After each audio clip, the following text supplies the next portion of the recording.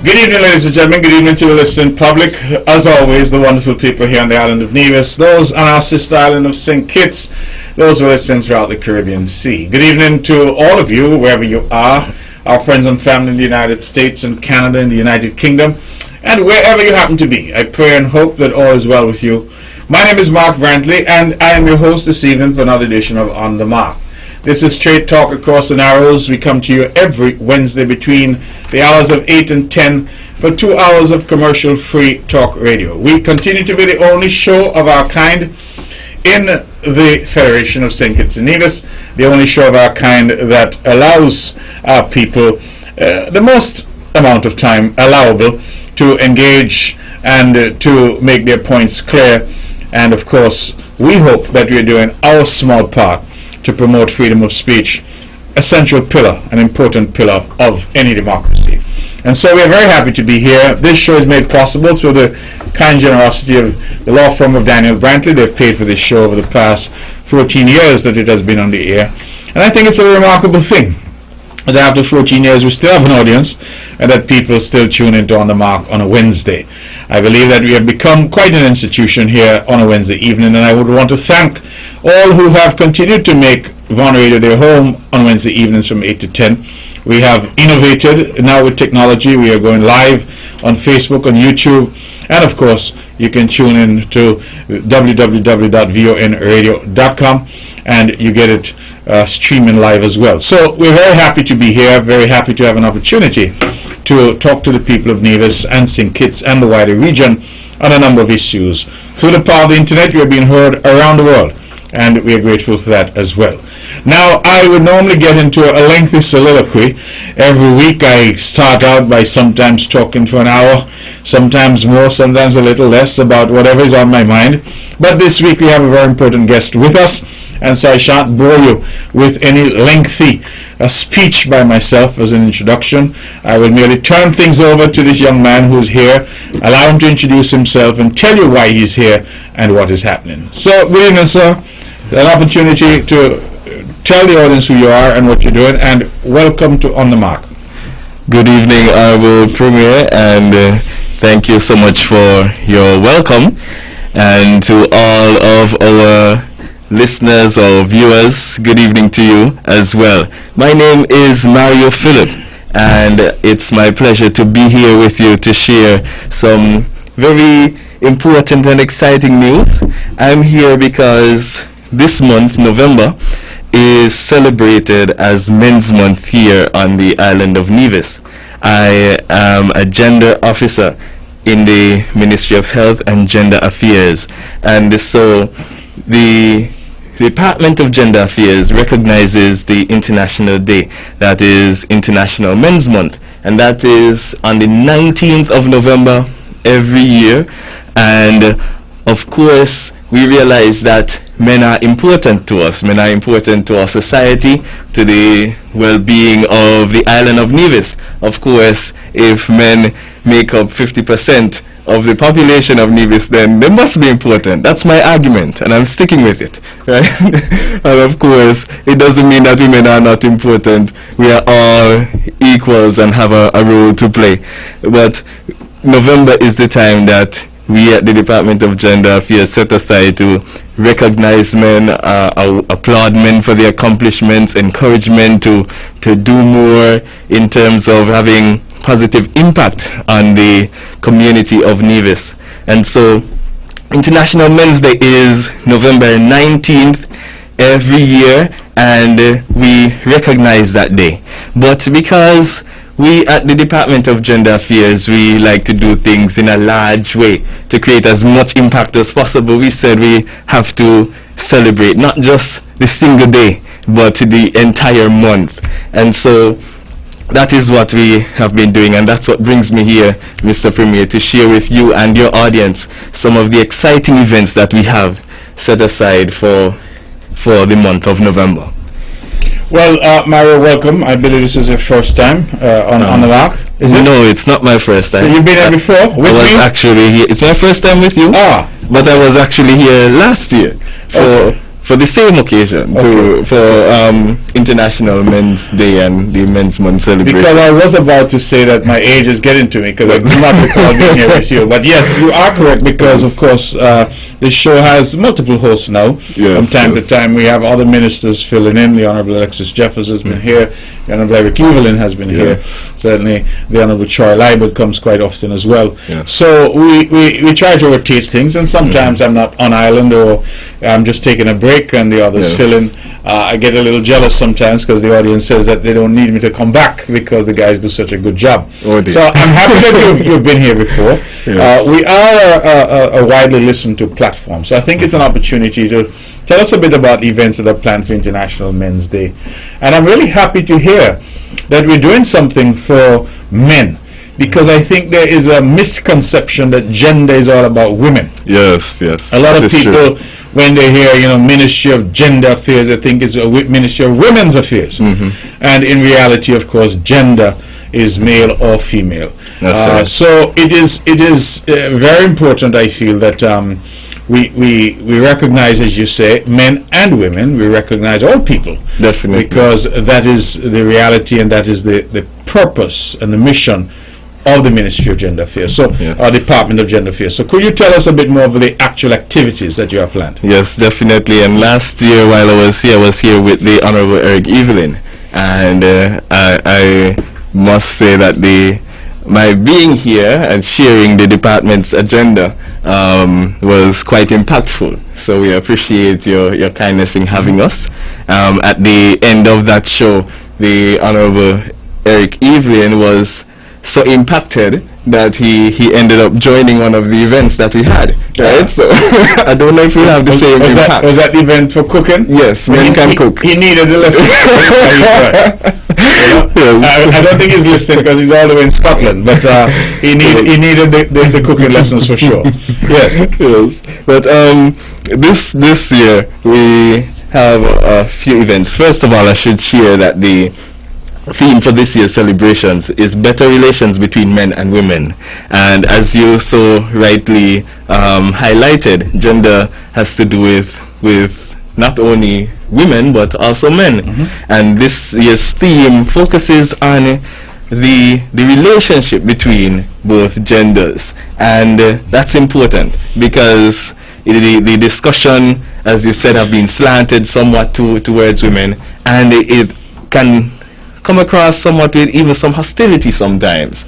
And we're saying that in our society we don't have any room for that. We are looking at how we can work together, cooperate, and make each and everybody better and achieve their full potential. So better relations between men and women is what would frame everything that would be done. And on the 14th of November is our first activity. That would be a church service at the Brownhill Wesleyan Holiness Church. And so we start off, with the spiritual aspect, the spiritual relations, right? And to ensure that we meet with and fellowship with the men's group, right, at that church, because a lot of the groups that we have on the island that are relating to men, most of them are church groups, right? And so we want to go there not only to get blessing, right, and receive a word, but we want to support that group as well. So it would be our privilege to do that on the 14th of November. And then on the 16th of November, and also the 23rd, we will be having a mentorship training program, right? And so what we'll be looking to do with this program, we're launching it for the first time, a boys mentorship program here on Nevis. Now this is an initiative that was started in St. Kitts in 2016, right? So a few years ago, and they have experienced some success with that program. And so we would have been dialoguing with them, listening to their best practices, and how they would have gone about running that program on St. Kitts. And we realized that the boys on Nevis could benefit from an initiative like that. And in a nutshell, that initiative, when it gets up and running, would be peering boys, possibly at-risk boys, in our schools, who would be identified by their principal or guidance counselors as needing this sort of assistance. Each boy would be paired with a man who would be able to give them some guidance and some help, and maybe if they're interested in a particular area, like maybe music or carpentry or business, we can make that pairing and help these boys change from negativity to positivity. Right, so that's the impact that we're looking to have. So on the 16th and the 23rd, we are going to be having the launch of that program. We would be training the mentors, the prospective mentors, because we want to ensure that by the time we attach them to the mentees, the boys, that they are well equipped to deal with them and nurture them and guide them into success. And so that's one of the, it's not one of the programs that are, as big as some of the competitions and so on in terms of the excitement, but it is something that we hold dear to our hearts because we know the impact that it will have on our society. And then on November 19th is the day itself, the International Men's Day. And for that day, we are inviting everyone on Nevis to show their support by wearing blue. That's the day we wear something blue. And well, you see, I'm wearing blue tonight, right? And I'm wearing green, if you realize. So I only have a blue mask. Right?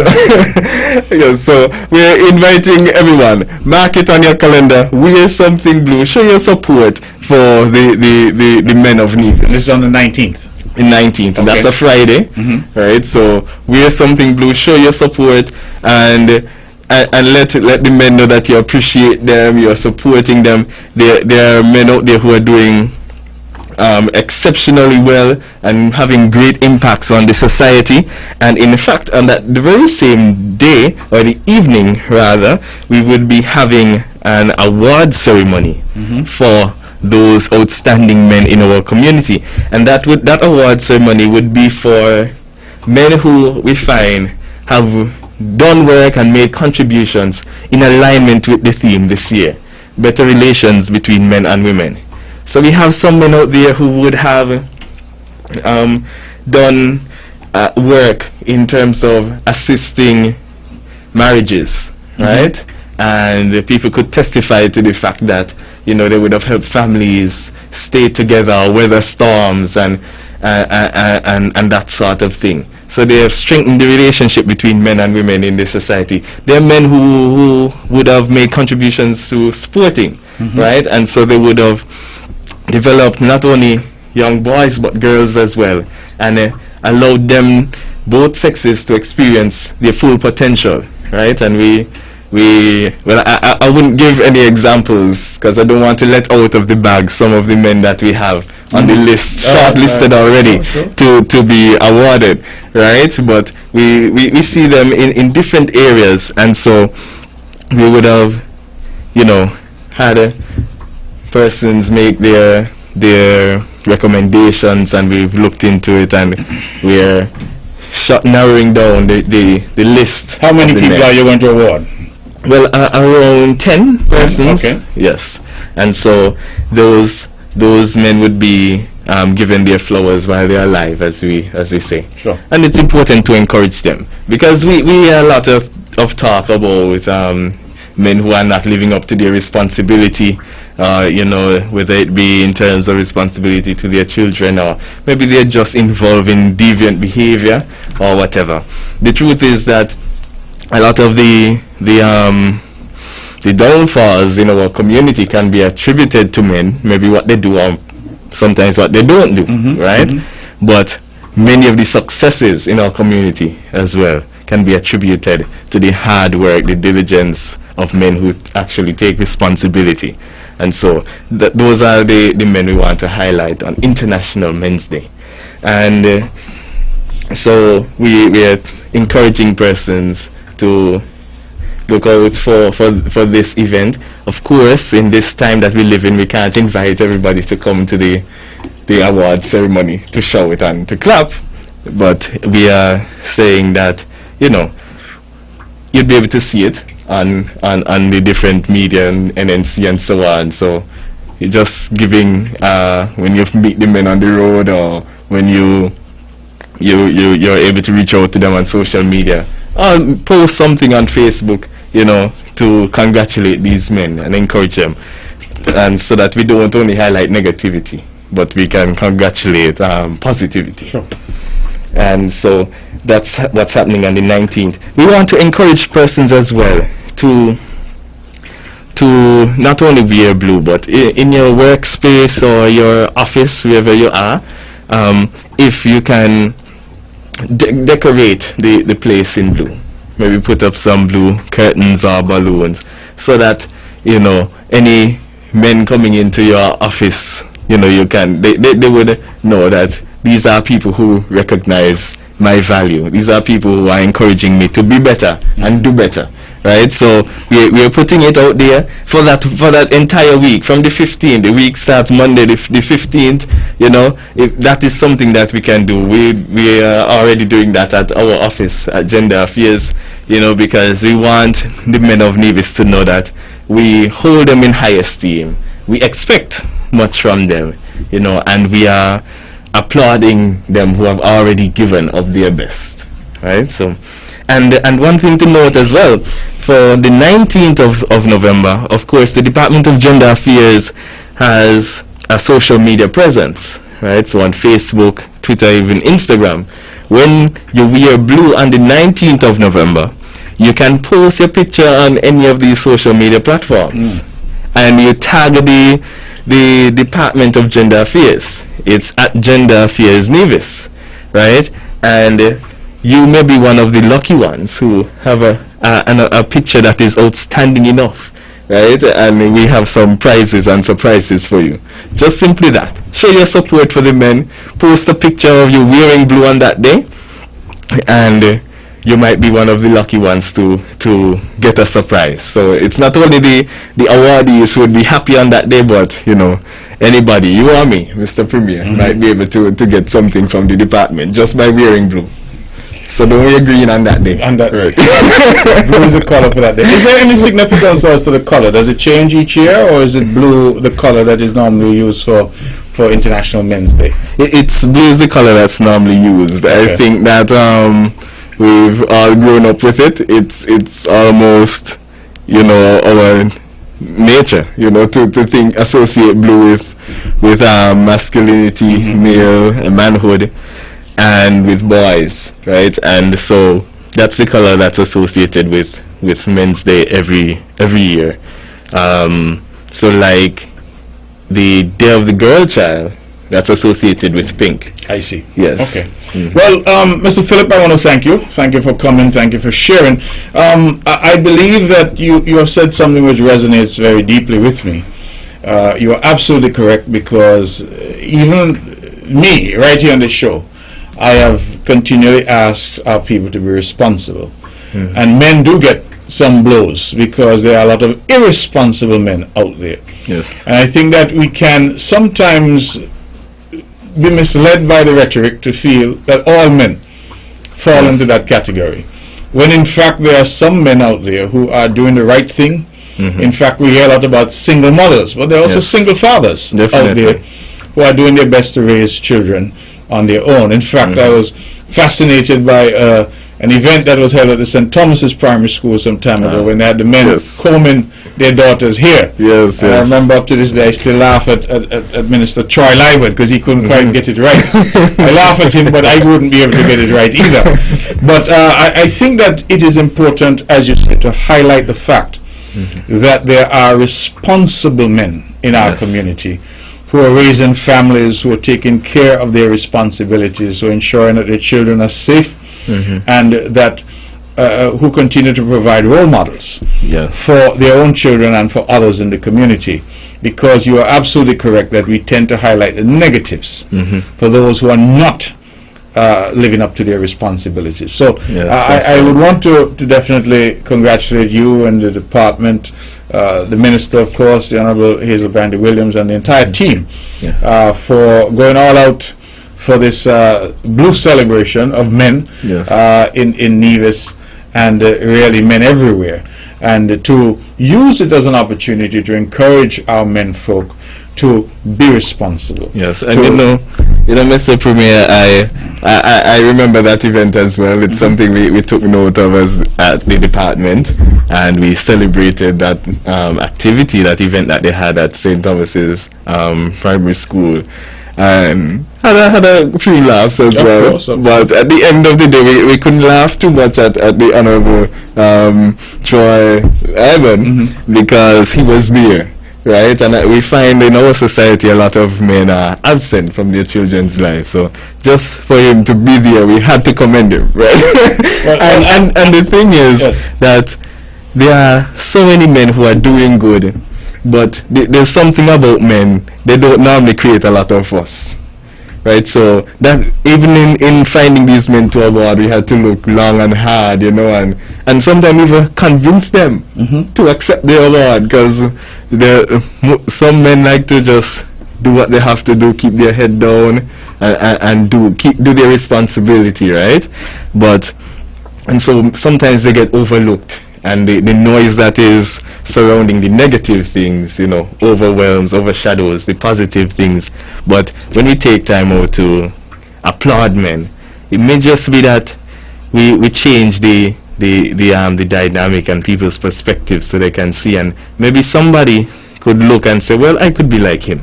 Some young boy could look and say, well, you know, I don't have to go this way. If he could do it, if he could be successful, if he could work hard, then I could do it too. Right? So that's why we find it important to focus on men at this time, and really give them more support. How do you respond to the critics who might say that you are rewarding men for doing what they're supposed to do? You know, by saying that, you know, listen, men ought not to get any credit for supporting their children, for example, or for being in their children's lives. That's what they're supposed to do. Just like we don't give mothers necessarily any credit for raising children. Many of us, including myself, come from single family homes, in the sense of a single mother who's at the head of the household. Yeah. And we tend to just almost take it for granted. We see our mothers taking our children to school, and, you know, picking them up and making the breakfast in the morning and the lunch, and making sure everything is done around the home. And the men, as you say, are sometimes absent. So how do you respond to critics who say, well, why is gender celebrating men for what they're supposed to do? What they're supposed to do. Well, you'd find that the men that we have selected and handpicked for the awards, right, these are men that we think have gone above and beyond, right, the call.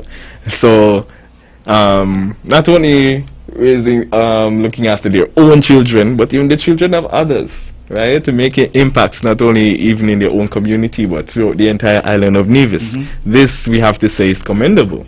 Right, which is why we are having the award ceremony. You have to keep your eyes open and your ears to hear who these men are, right, who are getting these awards, and for what. It's, you know, because we may learn a thing or two. But the ordinary man, right, he may not have a reach and influence that is so widespread as the entire island of Nevis, right? And I would even say some of the men that we would have awarded, their influence goes even beyond Nevis, right? But the ordinary man, he still needs his commendation, right? Even if he would be doing what we would say is his regular responsibility, because we want men to do their regular responsibility. So if you're doing good, we need to say yes, keep it up. Right, so it may be your neighbor, your father, your brother. Don't wait until they go and do something big, because they may never reach to have influence across the entire Caribbean. But we realize that with the scarcity of men who are standing up for what is right, that those few that we see making impacts and doing what is their responsibility, we have to say, keep on keeping on. All right, now, Mr. Philip, we're running out of time because you're only spending a short period of time with me. But could you remind us before you go of the activities again that you have planned? Yes, definitely. So we have the church service on the 14th of November. We have also the launch of our mentorship program, and it's a training sessions on the 16th and 23rd. And on the 19th of November is International Men's Day. We tell you wear something blue, and remember to take that selfie. If you're clumsy, get somebody to take it for you. Post it on social media and tag us at Gender Affairs Nevis, and you may be one to win prizes or surprises. And decorate your office, your space, your workspace, so that men coming in could know that you're supporting them, and there will be an award ceremony. One thing, just a couple things that I didn't mention earlier, on the 25th we're having a Better Relations seminar, and that would be looking at, it's a discussion about domestic violence, right? And that's the theme being better relations between men and women, domestic violence and gender-based violence. That is definitely one way to break down relationships. So we're looking at that, the role that men play, and of course it's a discussion with both men and women, because all of us, we're in this together, right? How we can work through this, how we can stop it from happening, and that sort of thing. And the 27th of November is Men Can Cook.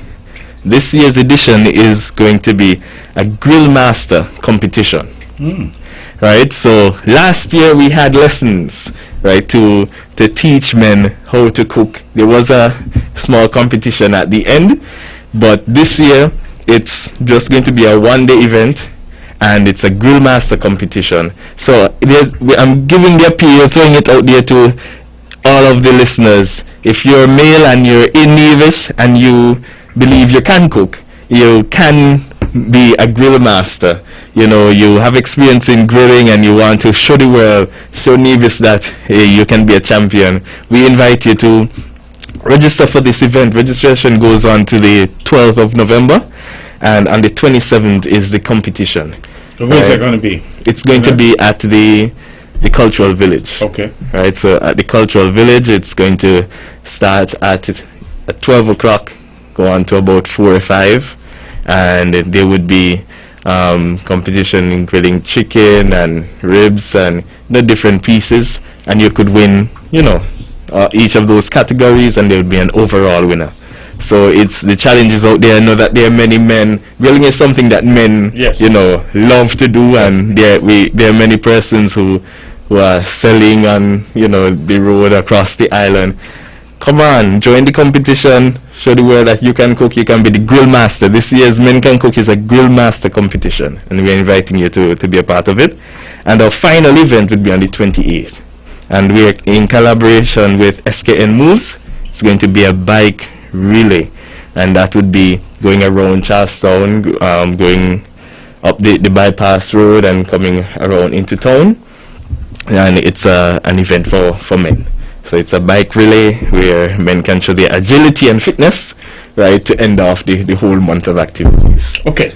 Mr. Philip, thank you very much. Thank you for spending some time with me. I feel good to be a man, that we are being celebrated, and I think that other men out there should equally feel pleased that the Department of Gender Affairs and the ministry generally, that they are taking into account the men folk and doing something really special for men to mark the International Day of Men, or International Men's Day, on the 19th of November.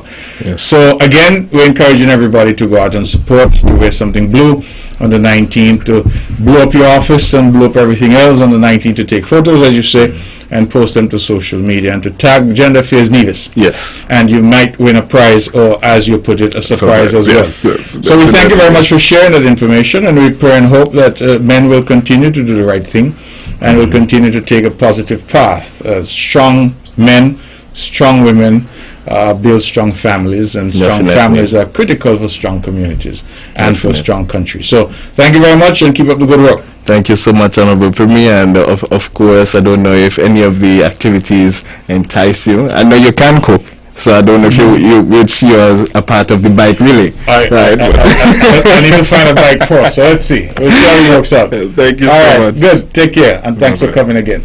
All right, ladies and gentlemen, there you had it from young Mr. Mario Phillip, who came to share with us some information on International Men's Day and the celebration that we're having here through Gender Affairs, celebrating men and men who are doing the right thing, and men generally, and hoping, of course, that they continue from strength to strength.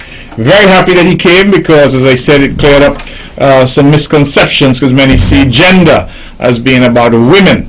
Similarly, some see domestic violence as being men abusing women. Of course, we also know that women also abuse men. So these are things that I think across the board, in the sense that we need programs and policies that appeal to all spectrum of the gender.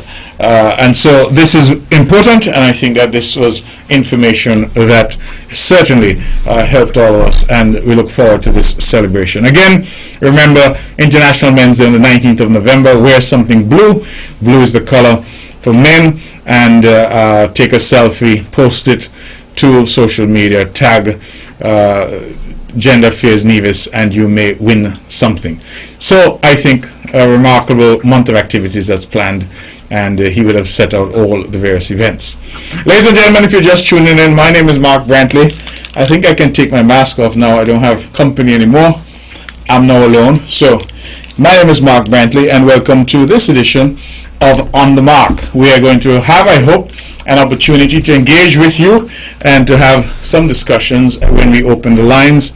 But let me start by saying that the Honorable Eric Evelyn, he has been known as the mayor of Gingerland. I think he is now the mayor of the world. He's now on the global stage, leading the St. Kitts Nevis delegation to COP26 in Glasgow, Scotland, where world leaders are gathered. I see leaders from across the region and across the world. President Joe Biden is there. Prime Minister Boris Johnson is there. Prime Minister Pierre, not Pierre, but his son, Trudeau is there. We have regional leaders such as Prime Minister Andrew Holness out of Jamaica, and Prime Minister Mia Mottley out of Barbados. Prime Minister of Bahamas is there. The Prime Minister of Antigua and Barbuda is there. Prime Minister of St. Lucia, I believe, is there. We have prime ministers from across the globe that have gathered in Glasgow. Our Prime Minister is not there, but the Honourable Eric Evelyn is leading the delegation, and I have every confidence that he will do a marvelous job. We always say that despite the size of our island, we can go on the world stage and perform. And I know that the Honourable Eric Evelyn has the capacity, and he's there leading a small team, but a good team, and that they will make us proud. Now, of course, COP is all about climate and the climate change challenges that our country and our world face. Now, this is very important. Climate change has been described as an existential threat to us and to other island nations, small island developing states, and even to some larger coastal states around the world. The reason for that is, of course, that as global warming takes place, as climatic conditions change, our oceans start to heat up, our glaciers are melting, and our oceans start to rise. A rising ocean means that much of our infrastructure, which is, of course, by its nature designed for tourism along our coastlines, will disappear in our region. Low-lying countries such as the Bahamas, low-lying islands like Anguilla, are likely to disappear entirely. Our livelihoods and our lives and our civilization, the Caribbean civilization, as of course Dr. Ralph Gonzalez, Prime Minister of St. Vincent and the Grenadines, tends to talk about all the time, our great Caribbean civilization is under threat and is likely to be entirely obliterated if we do not find solutions. The Caribbean and most right-thinking countries are asking for a 1.5 degrees Celsius, that we hold any increase in global temperature to 1.5 degrees.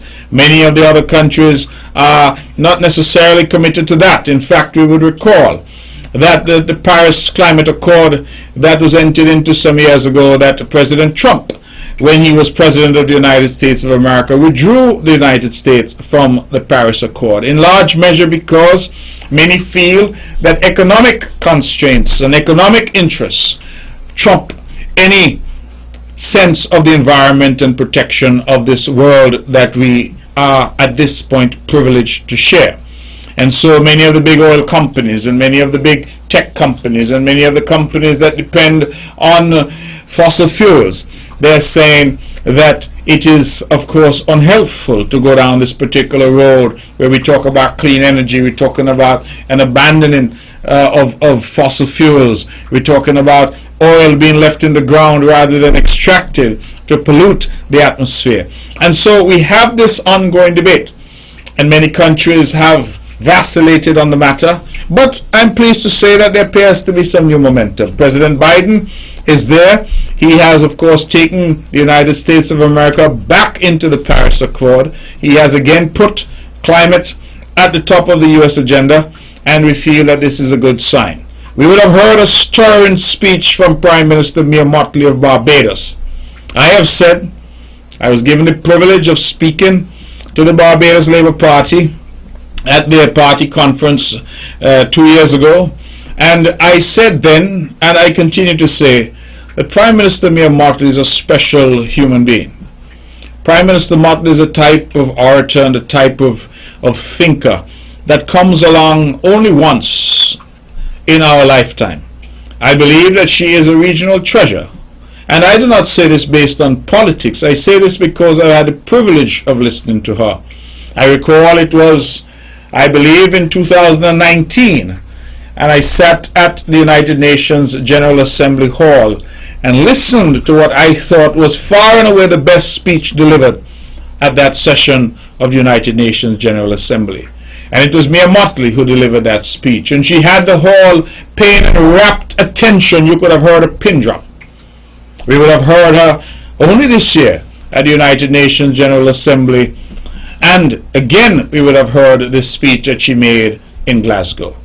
I paid particular attention as she spoke to how President Joe Biden, the leader of the greatest nation in the world, the greatest nation the world has ever known, the United States of America, how Boris Johnson, the Prime Minister of the United Kingdom, how Mr. Trudeau, the Prime Minister of Canada, and so many others, Mr. Modi, the Prime Minister of India, major countries across the world sat in complete silence and with rapt attention listened to a woman from the Caribbean speak to them in a way that tugged at their heartstrings but also pricked their consciences, and said to them that unless they, the major polluters of the world, commit to these objectives, and unless they're the rich countries of the world who have incidentally become rich because they've gone through this industrial age,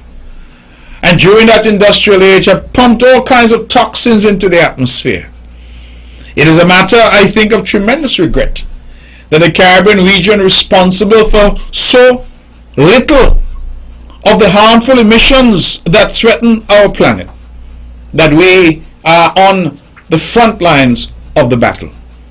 The way that I put it in a speech that I made to the United Nations General Assembly in 2017 is that the Caribbean region, like many small regions around the world, many small island developing states, that we were being asked to cash a check that we did not write. We were being asked to provide funds for events, funds for occurrences to which we were not party, that others in far off lands would have so polluted our world that we now, the ones who have done the least to pollute our world, are the ones on the front line and the ones who face annihilation, the ones whose very existence to our Caribbean civilization is threatened. And so to hear Mia Mottley articulate with such fluency the oratory of Cicero, to employ that level of oratory there in Glasgow, and to watch as world leaders sat almost as if they were listening to their school teacher being taught the critical essentials of this threat that we face, I thought that it was a glorious moment for our region, and that I'm happy that the people of Barbados have the leadership of Mia Mottley. I'm happy that the region has the leadership of Mia Mottley. I'm happy that the world has the leadership of Mia Mottley. I think that she is, as I say, a once-in-a-lifetime type of orator. And I speak not, of course, to the Barbados politics and the internal circumstances. That will be a matter for the people of Barbados. But I am persuaded that in Miss Mottley, the region has a very special voice, and a voice that is being listened to. And for me, that is very important. I'm happy to call her a friend. She's somebody I've known for a very, very long time, and I am delighted at any opportunity when any Caribbean person, and more so a woman of the Caribbean, a woman of color, can get onto that global stage and hold her audience mesmerized in her hands as she makes the case not only for Barbados, but for the entire region and for our planet. And so congratulations to Mia Mottley, Prime Minister of Barbados, for a very stirring speech at a most pivotal time in our history. Now, we would have been grappling with COVID-19. We continue to grapple with COVID-19. I'm pleased that on my way here I checked, and today Nevis recorded 0 new cases. I am hopeful that we can continue that trend of no new cases. We are also trending downwards in terms of the number of hospitalizations. I think we're at 0 currently. We've tragically continued to have had deaths. We have 4 deaths so far, and this continues to be a tragedy for us here on the island, because one life is one life too many. But I think on balance we have weathered this storm, and we are hopeful that our people continue to do the right thing, to wear their masks when in public and around other people, to wash hands frequently, to use hand sanitizer, to ensure that when they cough or sneeze, they do so into their elbow, to ensure that they maintain much as possible some physical distancing from others, and of course to ensure that they get vaccinated. We have had the AstraZeneca vaccine. Many of us were vaccinated with AstraZeneca.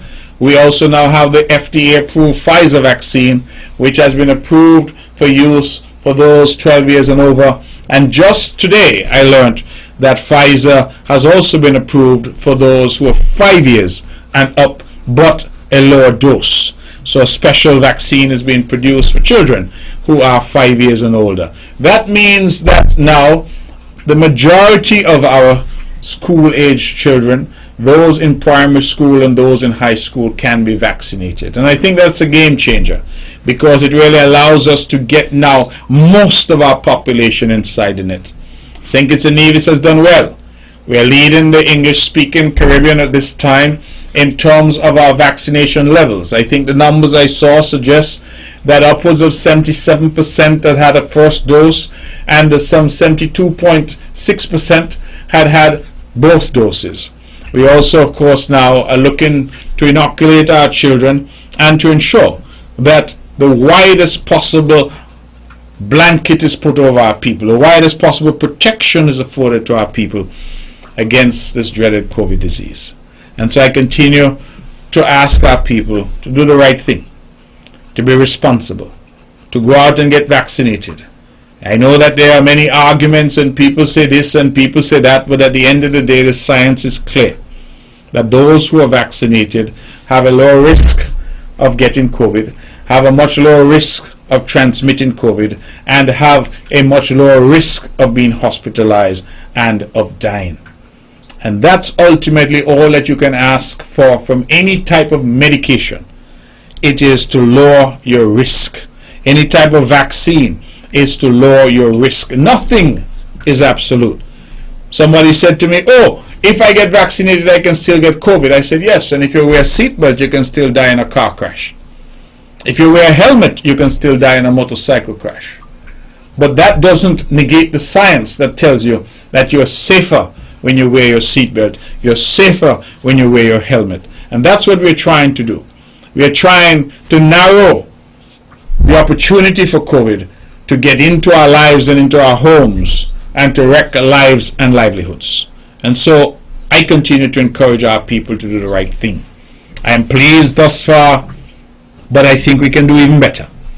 And so for those parents out there who have been vaccinated, we encourage you to take your children and get them vaccinated at our local clinics. The Pfizer vaccine is safe. It has been approved by the FDA in the United States. And we are, of course, inviting you. Take your children in. You yourself go in if you have not been vaccinated. Many people are asking about booster shots and all that, and I'm told that you can now take the Pfizer as well as a booster shot. But please get the advice of your doctor to determine whether or not you need it, because it's not everyone. I believe they're suggesting that people who are older, over 65, and those who may have underlying medical conditions might be the prime candidates for that. So if you're young and strong like me, or maybe not so young, but still relatively strong, you don't need to go out and get a booster at this point. So, again, what am I appealing to you to do? Just do the right thing. Just be responsible. And ensure that you protect yourselves, you protect your families, you protect your communities. Let us protect each other, because ultimately all we have is each other. Ladies and gentlemen, this is On the Mark. It is now 14 minutes to the hour of 9 o'clock. I'm going to open the lines at 469-1616 and 469-1700 and take your calls for those who wish to call in to say something that is on their mind, to have a discussion with me if they're so minded, to raise issues with me if they're so minded, and we will see where we go. We are here, of course, until 10 p.m. and so we'll take your calls until then. Let's go directly to the phones and say good evening. You're on the mark. Miss Sheriff, good night. How are you, my dear? And I'm giving God thanks. So happy to hear your voice. I'm happy to hear you get back too. Yes. Mark 1, verse 1, 2, and 3. The beginning of the gospel of Jesus Christ, the Son of God. As it is written in the prophet, Behold, I send my messenger before thy face, which shall prepare thy way before thee. The voice of one crying in the wilderness, Prepare the way of the Lord, make his path straight. Sympathy is going out to all who lose their loved ones. Culture, good night. Mark, I'm glad you come back. May God continue to bless all of us. Good night. All right. Well, thank you very much for welcoming me back. Thank you for the scripture as always. And you always say good night to Culture. So I hope you heard you good night to him as well. There are many people who call this show religiously, and I've called this show for all the years that we've been here. This caller is one. Almost every time that we are on, she's the first caller, and she always has a scripture of her choosing. And so in many ways, she has been a part of On the Mark for all these years. And I want to thank you very much, my friend, for always being there and for being a part of this show. Let's go back to the phones. Good evening, you're On the Mark. Good evening, Mr. Brantley. How are you? I am well, thank you. Good evening. Mr. Brantley, I am coming right back to you on the same hospital road. I was told today that they are going to lock off that road again. Mr. Brantley, I was also told that they take it to government and government don't do anything. I have a suggestion. Okay? Mr. Brantley, why not acquire that piece of land that Mr. Daniel is parking the vehicle that is a hazard right onto the traffic, otherwise move the place from there, move the custom from in his place. Because Mr. Brantley, it bothers me. I don't agree with that moving there, because I'm thinking about the hospital and emergency and when the ambulance has to move. We went through that already, and I thought that the government would have done rectify it, and there's nothing rectified. I was told this afternoon that they're going to close that thing, and I don't believe that one man should be hindering the ambulance from to travel that road and don't do anything. Custom could be moved, because the same way that the telephone people was there in a Solomon place, and as soon as Solomon moved, you went there. So you could find other places where custom to go, Mr. Brantley. I am not comfortable with it, and I'm not going to stop talk about it. When are you going to cabinet discuss it again and tell the superintendent and whoever else in there that they know in no circumstances that hospital, the ambulance, supposed to drive and go all the way over to Featherbed Alley. Sometimes you might go down the road down there with the lawyer there, where Jill and Joe and them down in the little alley there. But sometimes the traffic just hold up there. So if the ambulance coming down full speed, right, and got to go through the alley there and do not go across by Featherbed Alley, Mr. Brantley, what going to happen? What going to happen? Mr. Brantley, are you look at it?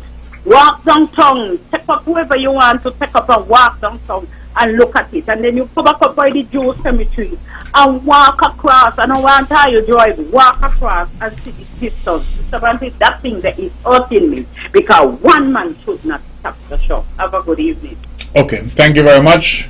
We're taking your calls, ladies and gentlemen, at 869-469-1616 and 869-469-1700. Again, my name is Mark Brantley, and this is On the Mark, straight talk across the Narrows. We're taking your calls, taking your opinions and observations, and this caller has just called in, of course, with a very strong view expressed in relation to what she says is one man blocking traffic in town. I don't know if that is entirely accurate. What I can say, caller, is that the police have spoken to us.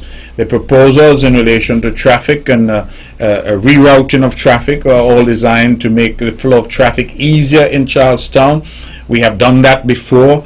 We have, for example, made the Hunkins Drive, created that. That's a one-way.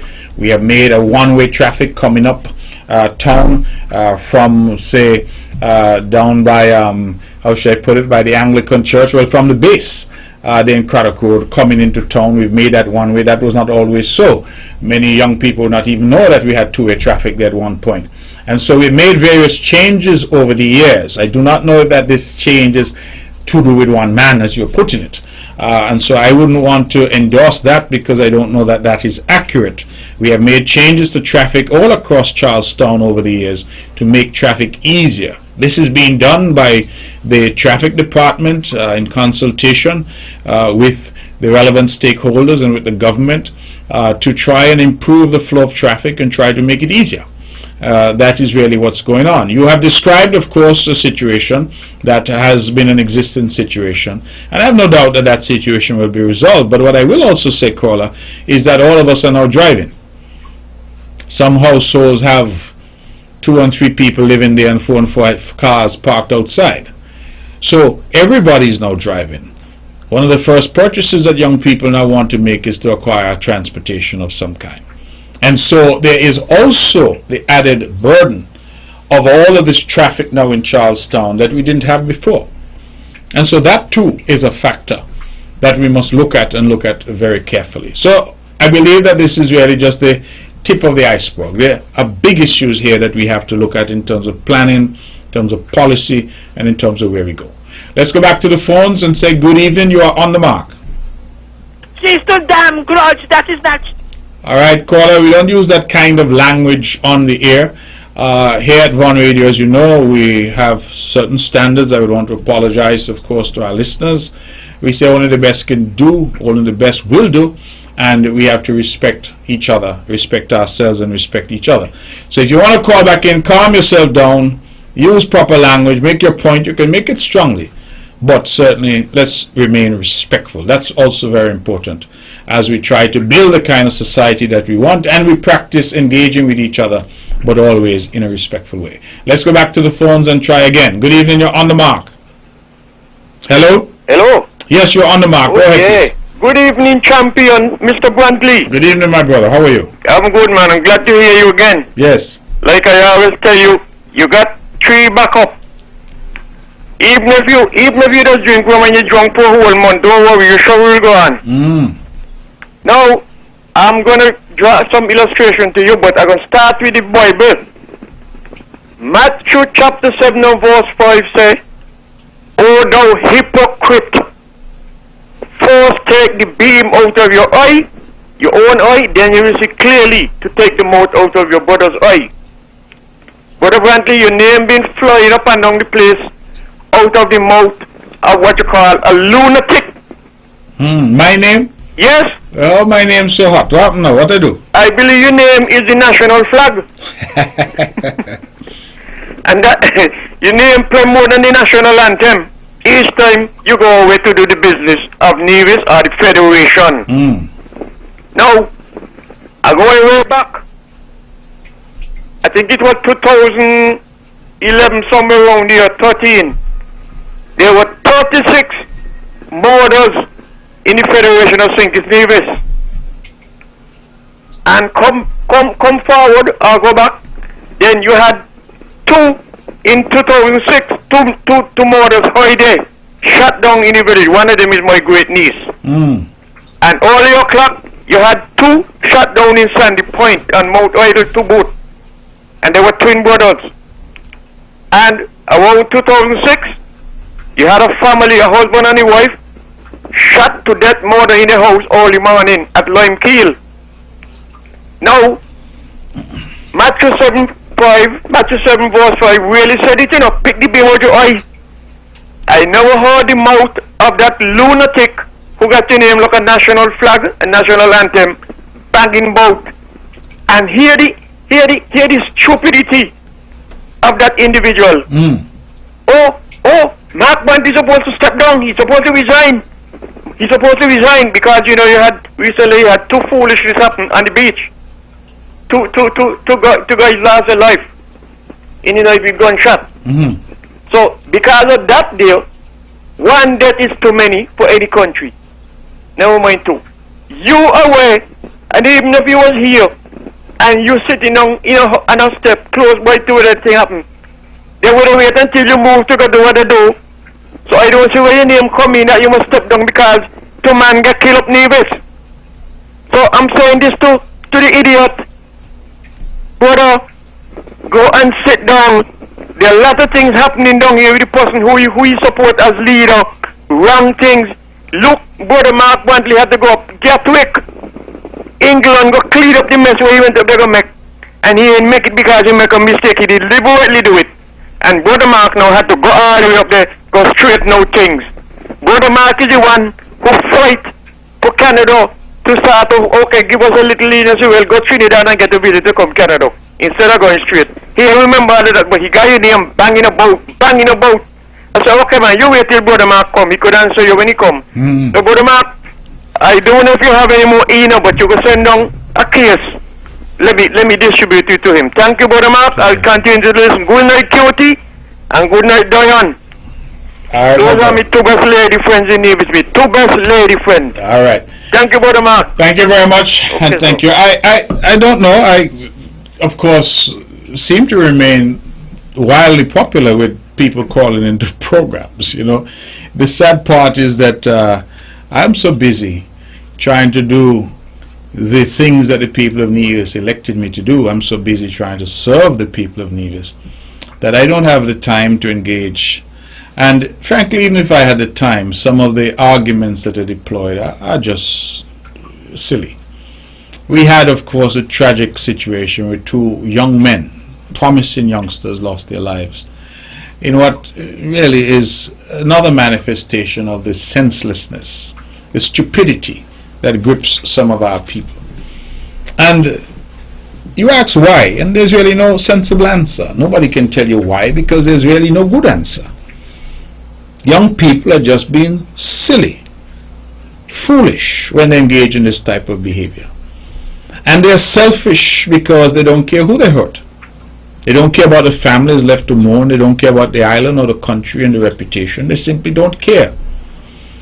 And I have tried, and I believe the government has tried. We have done various initiatives, including a peace initiative that was inaugurated and certainly has been used to try and empower people and give them a different pathway. Many say they've been denied opportunity. The idea behind this peace initiative was to provide opportunity. But yet some have persisted in behaving in a manner that is harmful to the island and harmful to the country. But I have said from time to time that ultimately those in government must take responsibility because the buck stops with us. But taking responsibility doesn't mean that you are responsible in the sense that you went out and killed somebody, or you somehow empowered one person to kill another person. I was on my way, in fact, out of the country when this incident happened. And I am always puzzled by people who try to politicize in the sense of not just talking about taking responsibility, because I do that. As a Premier of Nevis, I always say the buck stops with me. And if good comes, I'm grateful to God, and if bad comes, I take responsibility. That, to my mind, is the primary purpose of any leader, is to take responsibility. I'm not going to hide. I'm not going to say that all that happened was fine and dandy. It is not. It is reprehensible. It should never happen in the island of Nevis. And I don't care who's involved. Anytime anybody loses their life or is the victim of violence, it is something that we should condemn, and condemn unreservedly. So I don't hold any water in my mouth, nor do I try to pretend or to deflect. But at the end of the day, I find it remarkable that the worst criminality we've had in the history of our country was not under my leadership or under our leadership or under the Team Unity leadership. It was under different leadership. And at no point can I recall that those who now clamor and say that people like myself should step down or should resign because a violent crime occurred on our island. At no point did those people, despite the dizzying heights to which criminality was occurring in our country, at no point did they advocate for the party of their choice or the leader of their choice to resign. And I don't mind people criticizing me at all. I believe that criticism is par for the course. It is part and parcel of the political process. But what I like is consistency. And if you're going to ask for me to resign, you must show that you asked for those who were there when the situation was 3 and 4 times worse than it is now, that you also asked for them to resign. I hear people calling all the time and say, oh, they want a good governance agenda. They want better good governance, better good governance architecture. And I said, my goodness, we had a government here for 20 years, and at no point did these pundits ask for such. And then, of course, you hear the refrain, let us not live in the past, let us move forward. But if you do not understand your past, how are you going to chart a path forward? It seems to me that there are some who are either in politics, getting involved now in the winter of their years, or alternatively, some who are pundits who engage in punditry around the politics. And all of them want us to forget. They want us to have collective amnesia. They want to say, oh, don't bother about what happened. Forget that happened. Let's just focus on the future. But I'm saying that the past is a very good indication of what could happen again if we don't learn the lessons. And I will get to that past as we continue this discussion. Let me go back to the phones. Good evening, you're on the mark. Caller, I'm very sorry. Please call back 869-469-1616 or 869-469-1700. Let's go back to the phones then and say good evening, you're on the mark. Good night to the honorable Mark. Good evening to you. Yeah, good evening. Mark, let me tell you something. Every time an election come around, in any country, especially the democracy, the people go out and vote for the government or the party that they favor or they choose, or the party that can do the thing that they can do for them. Now we elect a unity government, and we elect a unity government 2015, and this government has shown the endeavor to do what they got to do to the ordinary man and woman in the federation. They're showing the best. But not people will criticize, because I know that is the political race to oppose and to criticize and say what they want to say. But you never hear me come on and thank the government for some of the situation the country and them was into and get them out of the situation. Things like the $1,000 we have this from the social security, the package, and different things that the government has done. You don't hear them thanking that, but we got a lot about Mark, and he looking on us. And when we turn ungrateful and deceitful and bad-minded, that is what God can bring down your heart. Because you are trying your all in the best. Mark, look at it. Up to this morning, I was listening as Assured Island Tea, and we met with some young guys, Kevin and Jade and the next idea, as in. And they was talking about a gentleman from Antigua who going on social media, put up all kind of thing against the vaccine guy, check the vaccine, got in this, the vaccine, that, and so much people was misled by him, taking him on with the bumpers, and taking him on. I sure now people done dead from the corona because of it. You understand? When they play the keeper, the gentleman who was so much anti-vax against the vaccine, he said he only take the poison because he going to America because his son bought there, and he want to go to America to his son bought there. And commenting about other things, they call the vaccine a poison. So if you know the vaccine a poison, when you don't take a poison to God, when you the poison kill you give some, get a God to your son. Or I celebrate with your son or whatever. So Mark, people will always got to talk and say what they got to say. The negative one them, especially people who don't want to say unity in the federation. And I want to commend you in me as the premier, doing a wonderful job. I know that you have an election coming up soon, and I know that the way you are performing, I know this is going to be convincingly after this election. I hate your party coming up. I just to them, I call into them, I try to engage with them and stuff, and give them a, you know, system has done a lot for me this. I know that you've done a lot for me this. I worship it, I am blind. Mark, you have a wonderful night. Good night, Judge Akdong, to the Kalina today, and good night to the good family and in St. Thomas. Mark, you have a wonderful night. May God bless you and keep you. More than good night.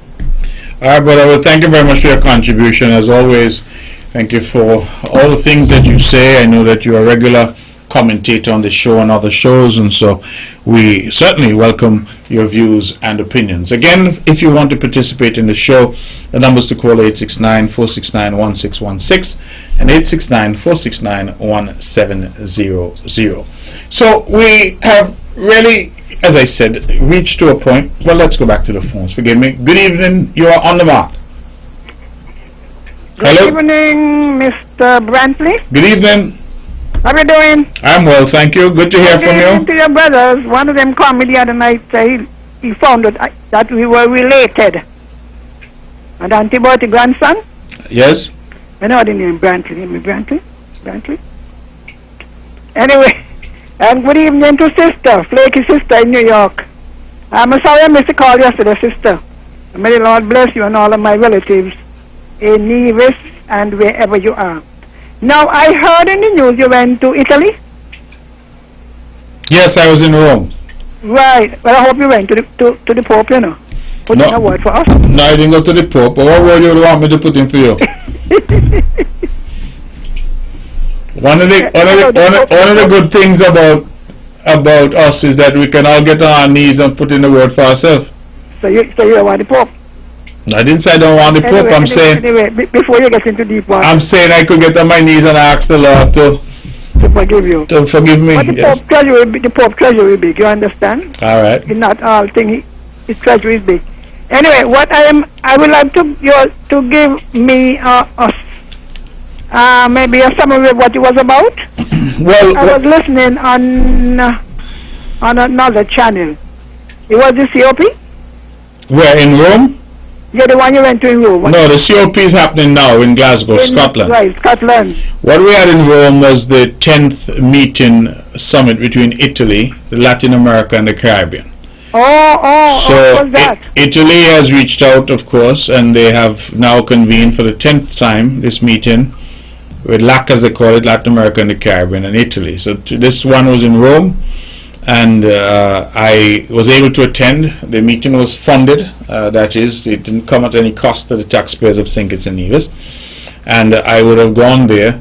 On this occasion, on my own, I didn't have any delegation with me because they said they would only fund one individual. But I attended, and I think it was a worthwhile conference. We, as most of the CARICOM foreign ministers, were in attendance, and we were able to meet there as a group, CARICOM, and then to engage with our Latin American counterparts and with Italy. Italy, of course, I believe they're now going to be chair of the G20, and Italy is also, as you know, a member of the European Union and one of the largest economies within the EU. And so we thought it was an opportune time to get Italy to be an advocate for the Caribbean on issues that matter to us. So we were able to raise issues, for example, like climate change, this vexed issue of graduation, where, as you know, they continue to say that small countries like St. Kitts and Nevis are middle income and upper middle income countries, and therefore we are ineligible to access concessionary financing. Yeah, I know the statistical thing. All of these because they've used a sterile measure of GDP per capita. So we've been advocating now for some time that we need a multidimensional vulnerability index as part of that equation. They have the what do you call it now? Not the sustainability. The vulnerability index is there, you know. It's not there. Not it can be found in the IMF thing. Yeah, the IMF is not there for purposes of determining where countries stand. No, but we must use it. When we go to talk, we must bring it up. You know, and even one with the poverty survey, there's also vulnerability. As I say, we are only one per day from more than half of the population plunging below the poverty line. So these are indices that exist that we should begin our conversation. You say, while we have this, these are the realities, because some of them can't relate, maybe some could relate. And we want reparation, you know. It is the Caribbean and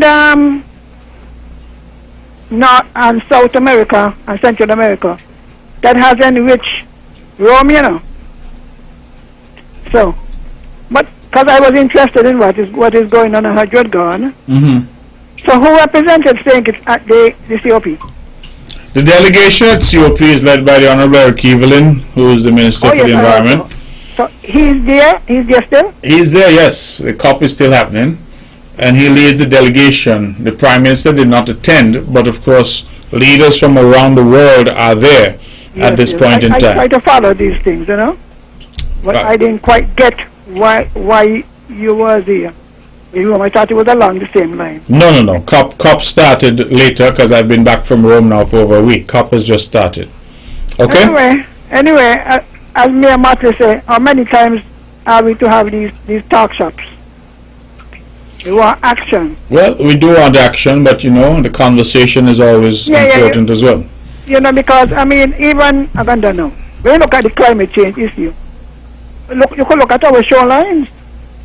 The seas encroaching, we have heavy erosion in some parts in St. Kitts. They move the road. The more you move the road, the more the sea water comes in. And we will have to ask to have maybe protection, walls and so, you know. So he presented a plan to write a plan or policy. Who are you? Who's he? Mr. Evelyn, Minister Evelyn. Well, yes, he would have had to present the country's position. Oh. All right, so that was done, and I think it was very well received. All right, thank you, because sometimes we have people go away and we don't quite know what they're doing. You hear the name, but as to what it is about, sometimes we're not clear, eh? Okay. All right, thank you very much. It is 9:15 o'clock. We're taking your calls on 869-469-1616 and 869-469-1700. And we're going all the way to 10 o'clock this evening. We have another 45 minutes left and so you have ample time to call in. Now, the Honorable Alexis Jeffers is celebrating 10 years as a parliamentarian. He had occasion to be here on Von Radio with, of course, the Venerable Everett Weber Herbert last night, and I had an opportunity to listen, and I was impressed, very impressed with the delivery and with the vision and the passion of Alexis Jeffers. I want to congratulate him on achieving this significant milestone of 10 years as an elected parliamentarian. He was elected in 2011 for the first time to the Nevis Island Assembly, and you recall that was the disputed election that eventually resulted in Hensley Daniel being declared null and void. I don't think poor Hensley has caught himself since. I realize that he's taken to writing things on Facebook now. Hensley's an interesting fellow. You know, Hensley, my brother, I'm only calling your name now because you're really no longer a candidate. When you were a candidate, I never used to call your name. But I find that you're writing some interesting things on Facebook. And I ask myself the question, well, Hensley, if you couldn't convince people to vote for you, how are you going to convince them to vote for somebody else? I want that to sink in and resonate for some time. You're walking up and down in the hot sun in your usual too hard shoe. You know them kick and stab that you don't wear? And I continue to ask the question, Hensley, my brother, if you couldn't convince people to vote for you, how are you going to convince them to vote for somebody who nobody knows? It's a very important question. So I say all of a sudden you take the Facebook and somebody said to me, you know, that you're cooping because you don't really feel that the declared candidate is going to run. So you're hoping to see if you could get another chance. But I believe even the NRP has done its piece, and even the NRP has said, we're moving on. So let us move on. Let us not waste too much time, and let us, as I like to say, ignore the noise. And so, if it is to your heart's desire, my brother, to walk around in them two kick and stab shoe, and harass people and tell people who you couldn't get to vote for you, to vote for somebody who is less known than you, then I think you have a fundamental problem. So I leave that to you. But of course, Hensley has the record of being declared null and void. The only politician in the history of St. Kitts and Nevis who was nullified and voided after a fraudulent election that the NRP engaged in 2011. We came back in 2013 and ramped home, and the Honorable Alexis Jeffers was there as well. We came back in 2017, ramped home, and we may be back in 2021, 2022, maybe even early 2023. It really depends. But I believe we'll ramp home again, because the people have seen real leadership at work in a most difficult time, this period of COVID and this pandemic. Let's go back to the phones and take some calls. Good evening, you're on the mark. Hello? Yes, good evening, Mr. Brantley. Good evening, my brother. How are you? I'm doing pretty good. How about you? I am fine, man. Good to hear your voice. Okay, good. Well, me in the kitchen there with my deep bowl and my spoon, waiting till food don't cook over this out. And they want to tell me, why you can't get the food, you know? So, we never help you still around. I didn't know either, but... about politics, man. I didn't know either, but you know. After getting so much blues, well, I tell you, he got a good back, he could take lick. Well, Mr. Brantley, I want to say something, and tonight, the people of Nevis, I want to know the people of Nevis are in their right mind. Because, you know, why I ask that? Because I listen, the new folks will come and say the name MRM, right? And when I listen to these guys, I wonder which part of the world they were living. They said nothing is going on in Nevis. But I want to know, when they come, they're saying they're coming with an empty purse and saying they're going to go to lending institution to borrow, to build Nevis, to build hotel, to build all kind. They want to build all kind of things. Well, I wonder where they went 20, 30 years back, when CCM was running to and from, trying to get the people of Nevis to realize that NRP is going down a slippery slope and it's time for us to take a turn. I mean, I wonder what is wrong with our people. Where they was, I mean, some of them now is about to collect pension, and you are telling me they come now because they want to collect the pension and don't contribute none to the country, and come now so they just realize that Nevis want this and Nevis want that. Well, where they was Nevis now is running so smooth. Things in Nevis are happening so good. It is a fact that we still have some delinquent folks going around still using firearm, which is not nice when you're looking at the kind of Nevis that I know. I mean, all of a sudden, people still taking a firearm and trying to shoot down the brother and the sister when we're saying, oh, the white man used to this and the white man used to that. But now our black people are killing our black brothers. It's time for us to stop it. And Mr. Brantley, I'm serious here tonight that I'm speaking to you. It's time for us to stop hanging on the book. Because when you catch a man doing wrong things, especially taking another brother man's life, the Bible tells you, him that sheddeth a man's blood, his blood also shall be shedded. And it's time for us to get serious with this thing. Because it's time for us to know that life is sacred and no man can give life, so why should they take life? And it's time for us to wake up. I want to say kudos to the people of St. Kitts and Nevis. May God bless you as you continue to strive for the excellence of the people of St. Kitts and Nevis. God bless you. Have a good one. All right. Well, thank you very much, brother. And yeah, I've heard of the MRM, I think that they're calling themselves. And, you know, I welcome anybody to the political arena. People should be welcome to try and serve. I see my friend Pat Jeffers has thrown a hat in the ring. I welcome her. Mr.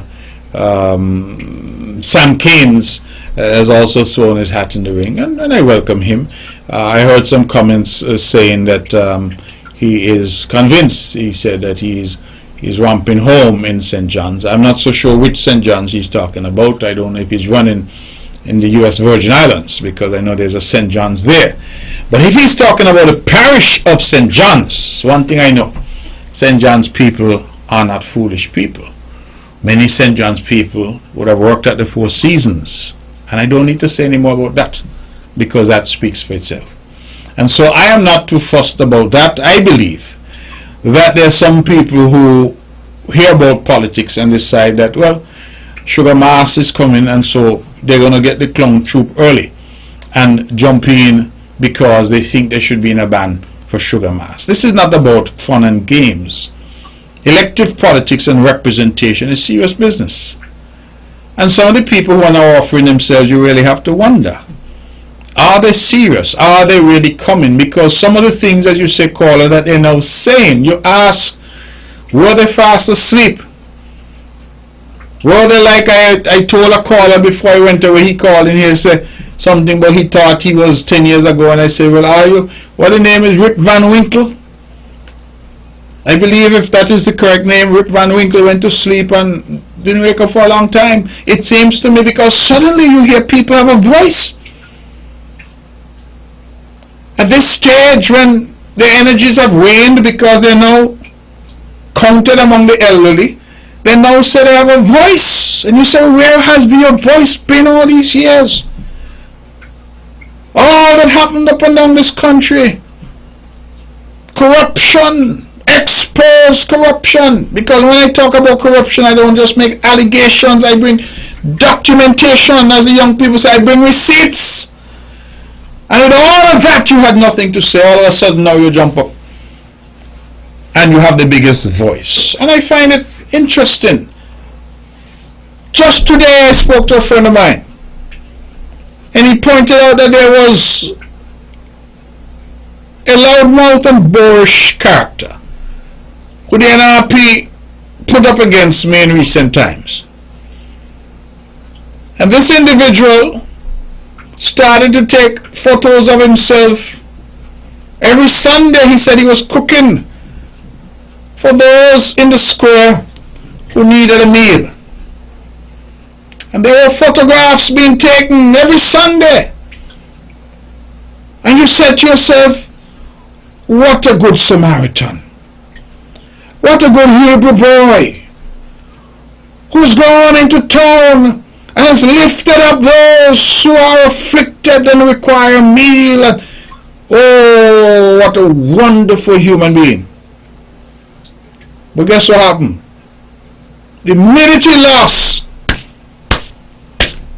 meal done. Nobody hungry again since last year. No more pictures on a Sunday. And you see, this is what I want people to appreciate and to understand. A lot of the Johnny-come-latelys who suddenly want to know what their neighbor's name is because all the years they live in Nevis, they never said hello to the neighbor, you know. Suddenly they're knocking on doors and introducing themselves, and people saying, you know, Nevis old people, well, ma, who you be? Hey, mommy, never see you yet. Where you come from? And I have to explain, oh, well, I'm so-and-so, and I'm the daughter of so-and-so, and I'm the cousin of so-and-so, because I've done nothing. In all the time they've been here to engage with our people. Now, even as they apply Benge to their aching old bones at nights, they are now saying to people, listen, I want you now to vote for me. I want to now know you. I want you now to know me. But you wouldn't have to do that, and nobody would have to say, well, mommy, ma, who you be? If you used to be among people. So a lot of them now just jump up. Who don't used to go to church, start to go to church. Who don't used to know people, start to say hello to people. Food in the square. Where the food now? And you realize these are all gimmicks. No sincerity. Because if you truly care about people, first of all, if you're going to give a man a plate of food, you're not going to put it on Facebook. That's lesson number one. Lesson number two. How come as soon as you lose, you stop? And I'm predicting that the same thing is going to happen. A lot of people are going to jump up, say they're in politics and they have all these ideas and they love people. The minute that the people of St. John's, the people of St. George, the people of St. James, the people of St. Thomas's and the people of St. Paul's, let their opinion be known at the ballot box, you're going to see how they disappear. How they disappear? Because they never came with any genuine desire to serve.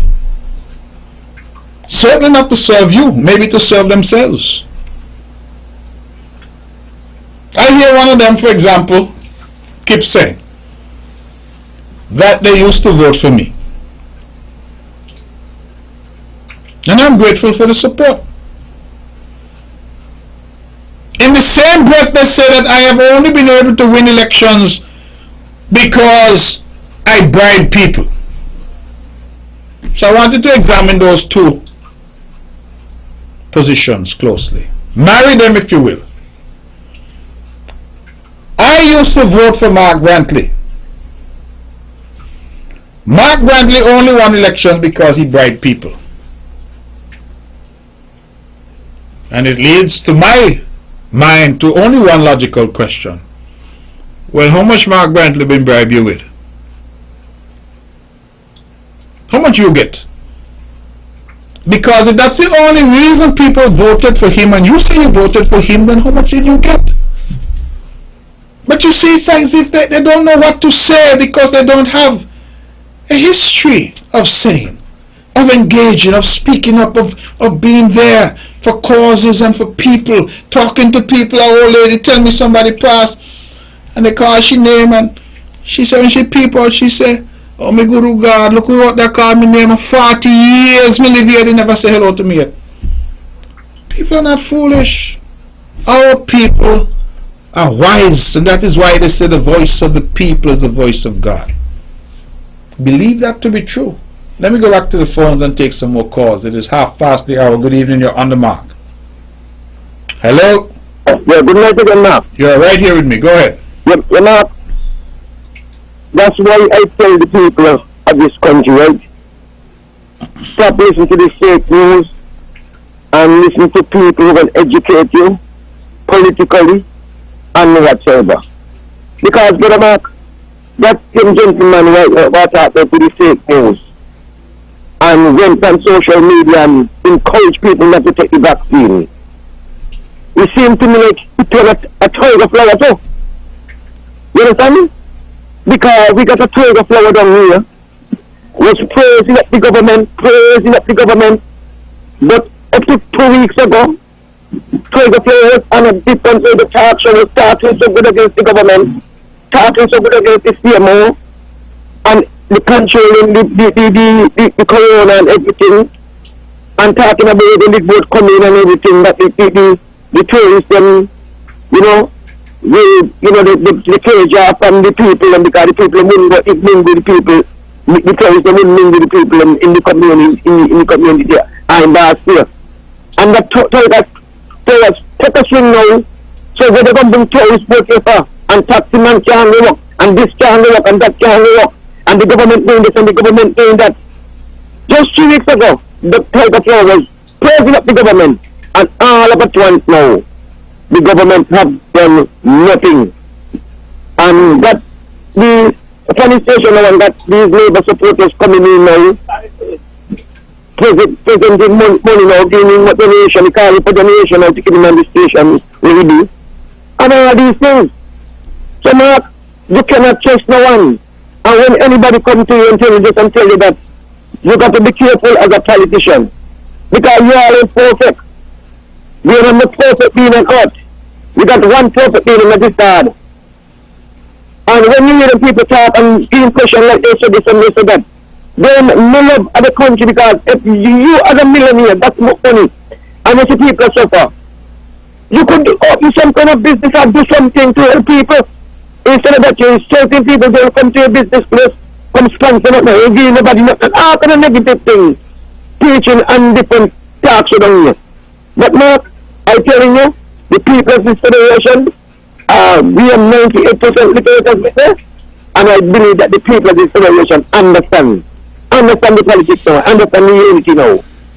Mark, you have a wonderful night again, my God bless this federation, I think it and we got to continue doing what we got to do.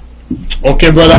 Thank you very much for that. And so we continue with the show and we continue with the calls. Let's go back to the phones and say good evening. You're on the mark. Good evening, Premier. Good evening to you. Please let me make an announcement. Absolutely. Yeah. To the general public, the Nevis Blind, Light and Visually Impaired Society will not be having its usual luncheon in this month, November. Because of everything that's going on, we take a little seat right now. Mm. And I want to say thanks to everyone who supported the society throughout the year by giving us donations, persons who we asked of donations or did not ask, and they gave willingly. To the public who supported us very much with our lunches, especially the last one, we really had a bumper crowd and we are thankful. And so it's sad to tell the persons in the community, persons with disability, who will be looking for Christmas, that we would not be doing any this year. I don't know what will happen, but the members will say when we try to have our lunch next year, may God willing. But for now, it's no. Thank you very much, Mr. Brantley. Okay. You have a good night. Well, thank you very much for that. And I'm hopeful that despite you use this as a major fundraiser, so I'm hopeful that you will still be able to get some donations, because you bring cheer to many during Christmas. So if you can contact me, I'll certainly be willing to make a donation myself, and I hope others will be willing to do the same. Okay? Thank you very much for your call, and thank you for the excellent work that you continue to do. I think that's very commendable of you. You have always been out there on the forefront, and I have enjoyed our interactions over the years, and your passion for those who are visually impaired. You have certainly made a difference in their lives, and I thank you for your service. And so, if I can make a contribution, I would also encourage others to do so, so that in the absence of your annual fundraising event, you can still raise some funds to do some good this Christmas season. Let's go back to the phones. It is 25 minutes to. We're taking your calls. Good evening. You're on the mark. Yes, good night, Mr. Brantley. Good evening to you. On a serious, humorous note, when you tell people put on clown suit, right? I play in clown now for 50 years, right? If you say put on nigger business suit, I'll feel much more better. I even play clown in English stuff. Not tell them put on clown suit. Tell them put on nigger business suit. Yeah, you understand me, right? Yes, I hear you. Respect. All right. Thank you very much for that. All right. I suppose I should use nigger business, which is another form of sport, as we call it, that you see during the season. It is 25 minutes to. We're taking your calls. 869-469-1616 and 1700. So, the Honorable Alexis Jeffers is celebrating and the phones are ringing. So let me go back to the phones. Good evening, you're on the mark. Yes, good evening again. Good evening, Miss Freeman. How are you? Jennifer. This is Sylvie Henry. Now, along the same line, I want to say thanks to the St. Kitts Lions Club. 2 weeks ago, not last week, they had a walk and they invited the Blind Society, those who are blind, to join the walk, at the end of which they donated two canes to the association. And they usually put on a Christmas dinner at the beach, but you know, with the COVID. So we still want to say thanks, and to all those who support the Association of Persons with Disability, who meet down at the Irish Town Community Center. As you know, we have not been able to meet as we want, and we will not be able to put on fundraising activities, so we also are looking forward to people making donations. Right, so thanks to the St. Kitts Lions Club. Okay. All the others. And longing to talk to you, Jennifer, and Mrs. Freeman, and Dr. Glenville Liebert. He's doing a wonderful job, you know, working for people with disability. And I listened along with my daughter to horticultural therapy. There was a workshop, and I didn't even realize he was so deeply involved in that. So thanks to Dr. Glenville Liebert, and keep up the good work. So God bless you, God bless him. Okay. Thank you very much. So as we wait for your calls at 869-469-1616 and 869-469-1700, let me just say again, for those who may just join the show, that this is Mark Brantley, your host of On the Mark, Straight Talk Across the Narrows, and we continue to take your calls and continue to engage with you. This show is broadcast right here on VON Radio, the voice of Nevis, at 860 in your AM dial at www.vonradio.com, or now we're streaming live on Facebook and YouTube as well. We're very grateful that you have decided to spend your Wednesday evening with us, and I thank you for that. And we, of course, look forward to your calls and your commentary. It is because of you that we are. It is because of you that this show continues to have a platform and continue to share ideas with you and to hear from you, and of course to have your ideas shared with us and with the world as well. I go back to the Honorable Alexis Jeffers, who's celebrating 10 years as an elected parliamentarian. And Alexis has achieved an incredible feat, because in every election that he has run, his margin has increased, his numbers have increased, the extent of the beating that he puts on his opponent has increased. And one can only look at who is now on offer and say with some degree of conviction that Alexis Jeffers is again, because I think this is perhaps the weakest opponent that he has had running against him. Someone who really has no connection with the parish of St. James and has done absolutely nothing in the parish or with the people of St. James to even merit any consideration. The Honorable Alexis Jeffers, I think, has contributed. He continues to contribute. He continues to be available. And he is what we call the action minister, because when you want something done, he does it. He gets it done. He fights for St. James. He fights for his constituency, as we all do. But he has really done a remarkable job, and he has been steadfast, supporting this party and being in the vanguard. And I like to say, I said it last night when I called in, that he and I share a bond that goes back all the way to school days, all the way to sixth form where we first met. But beyond that, we both entered politics at the invitation of the Honorable Vance Emery when we were still young, but more importantly, when we were in opposition. And we would have fought those battles. Take a lot of dew out there, a lot of rain, campaign up in Rollins in the dead of night when it's cold, and we would have rallied and fought and clawed our way into government. And so I know the tenacity of the man. I know the heart of the man. I know how he feels about people. And so sometimes when I hear the attacks that are leveled at him by people who are not even worthy to tie his shoes because they have not served and have not contributed a thing to the people of St. James, I say to myself, well, they crucified Jesus, so who are we? Who are we?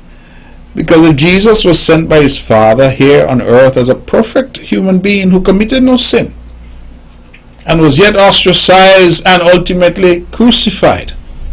Why was he crucified? He was crucified for his righteousness, for his goodness, for his mercy. He was killed. So who are we? But it irks me because I like to see at least that people who are putting themselves forward have some track record in which they can run, have some history of involvement in their community. Not these people jump up one day and to serve puppet masters, they decide, oh, let me put my name, and of course, the NRP, unfortunately, a shadow of that once great party, is now just for sale. Whoever the highest bidder is.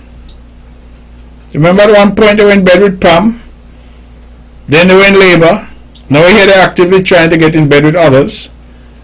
For sale. No commitment, no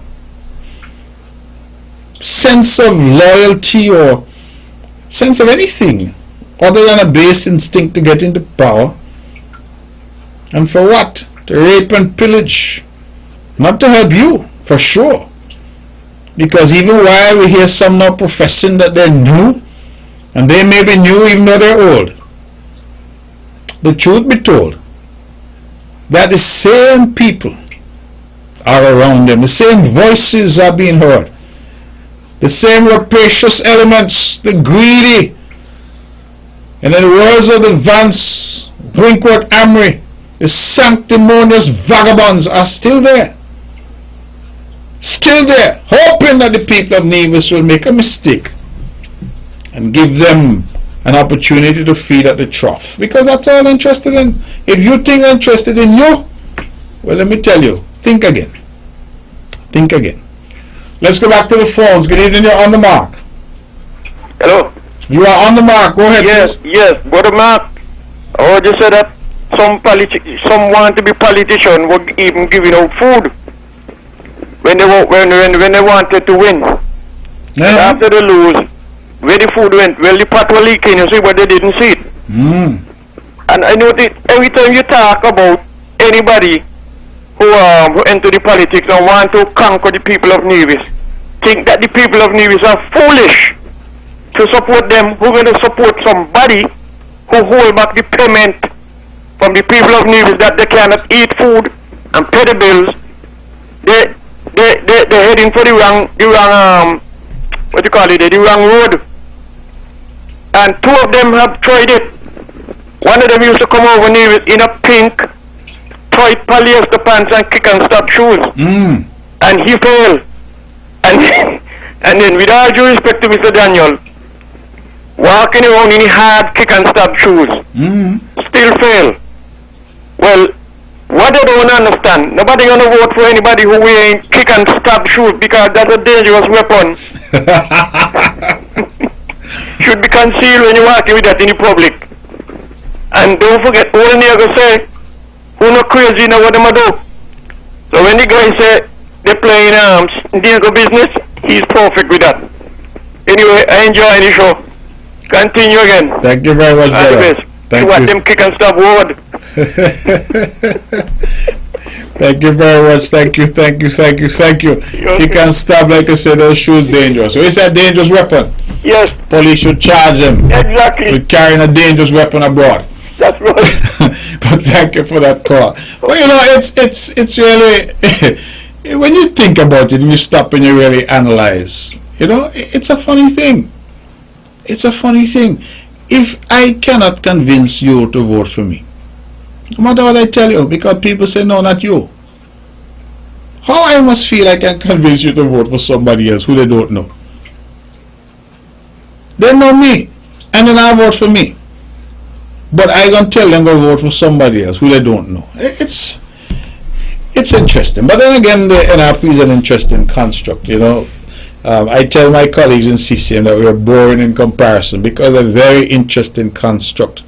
You know, one day they with Labour in St. Kitts, one day they with PAM. Then I see some photos there. Every chance they get, they try to hug up Timothy Harris. You wonder where they really. What are they? Who are they? What are they trying to do? Who are they with? What is their ideal? It's just like, you know, any song play. Any song play, NRP star walk up. Any song, gospel, reggae, ska, soul, R&B, you know, jazz, any song. If you say do re mi fa sol la ti do, them start hook up. I just don't understand. It is the most interesting construct as a party. And now they have a big NRP and little NRP running against each other. And it is just very, very amusing to see it all pan out. If it were not serious business, you would want to laugh. You would want to laugh. Because I see people trying before our very eyes to reinvent themselves. Reinvent themselves. Wanting to persuade you that they have the answers for your problems, but them can't solve them all. You hear what they say? Them have the answers for your problems, but them can't solve them own problems. I mean, what gets into our people? When I sat down, when Vance Amri came and spoke to me, I recall he came to my home, he and his lovely wife, and spoke to me about politics. And I said, you know, I have to think about it. You know, I wanted to think, to reflect. And I spoke with my wife, and we prayed about it. And in the end, my wife doesn't like the politics. She really would prefer a more private life. But I wanted to give back. Nevis had been good to me, and I said, you know, I needed to find a way to give back in a more substantive way. And so despite all the things I'd sponsored and been involved with in the community, I wanted now to do something different and to give back in a different way. And so it was after sober reflection. I see some fellas now just jump up and just get in, and I say, but what do they think this is? Really? What do they think this is? This is serious business. If, for example, you know that you are allergic to paying bills, that every time your water bill reach, every time your phone bill reach, every time your electricity bill reach, every time your rent becomes due, you start to scratch. Allergy, you break out. Well, how you gonna tell the man next door who accustomed to pay his bills and keep his family safe and make sure his rent is paid and his lights are kept on, that he must vote for you to put you in charge of him? Well, something has to be wrong. To me, you should be going to the man and saying, my brother, I find I have a strange allergy to paying my bills. How can you help me to show me the way? But you not do that, you know. You're going to he who doing what is right and honoring his obligations and being responsible, and you're saying to him, put me in charge of you. Let me solve your problems. And the man looks at you, the neighbor, and he said, but you want to solve my problem, but you not pay your bills? Huh? Every time the bill collector come, you gonna use Benadryl, calamine lotion all over your body, because you have this allergy to being responsible, but you want to be put in government to make laws and policy for me? There is something wrong. A disconnect. It seems to me that there is a view among some that when all else fails, try to convince the people in Nevis to elect you.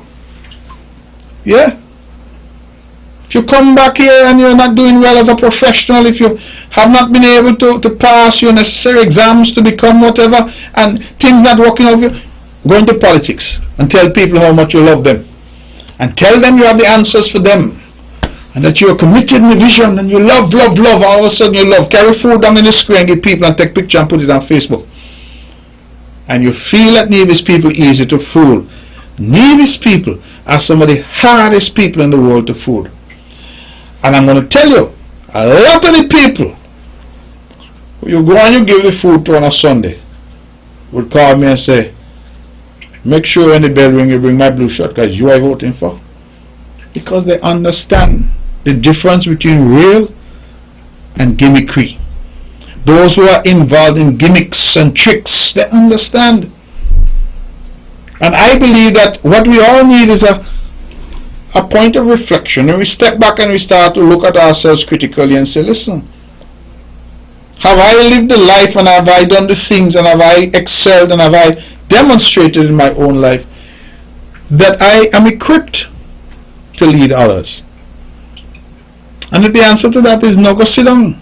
It's as simple as that. Take several seats. So some of the people offering themselves puzzle me. An election will start yet, because when the election start, the thing gonna get sweeter. Let's go back to the phones. 10 minutes to go. Good evening, you're on the mark. We've lost that caller. Please call back 869-469-1616 and 1700. Those are the numbers. Good evening, you're on the mark. Hello. Yeah. Good evening. Mark, let me tell you something, right? It seems to me like some people in this federation want to turn this government into a welfare.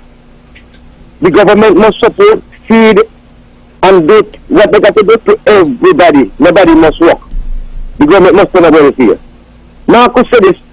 Mark, let me tell you something. I come up. My mother had 14 hours, and I come up very hard. I work in the cane field, cut sugar cane. I do construction as a mason. I work in the hotel sector. I work in a restaurant.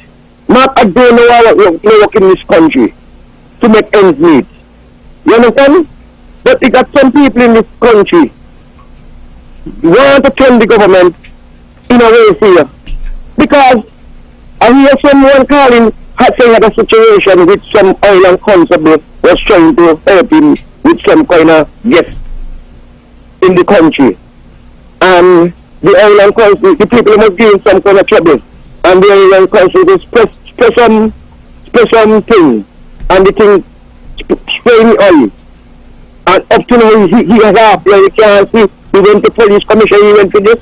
And this individual up and down town cussing me, using me saying a negative thing about me, and he said blind, he can't see. I even met one the police and he was telling me about the situation. You understand? And up and down town, if you want passes, go to the welfare and they hit me the gas, they don't want to work. They want to depend on government and say this and say that. But now I want to tell each and every one of them, I am not dependent on a politician for nothing. I never beg one politician a cent. Not I was running behind the PAM administration, the PAM party. For years, I rally behind the unity. I rally behind all the political party in the federation. And not, I ask any one of them politicians, if Mr. Politics ever come and ask them for any favors. One time, I was at the car in the radio, and I went to the terminus coming because there was some land to raise me anymore them. That is the only favor I asked, and I never get the land. You understand? I never get none. And Minister Politics standing strong, doing what I got to do in the federation, doing my own business. I ain't got to depend on the government for nothing. So them who up with the top education and with the top this and top that, and could plant and send the pepper this and send the pepper that. They continue to do the pepper and send it, do the water to send it. And stop criticizing people, for people trying to live a decent and a normal life. Not, again, what's up? Thank you, my brother. Thank you for your contribution. 6 minutes to the hour. We're taking your calls. 869-469-1616 and 869-469-1700. All I'm saying is that politics is serious. The island needs representation at all times. And while you welcome people into the political arena, I think those people must examine themselves and determine whether or not they have lived the type of life and prepared and equipped themselves to really enter what is a very difficult role and one that is full of responsibility. So if you are unaccustomed to assuming your responsibilities, and as I said, to put it as eloquently as I can, you have developed an allergy to paying your bills, then there's a problem. There is a genuine problem. And sometimes one wonders if there ought not to be a fitness test.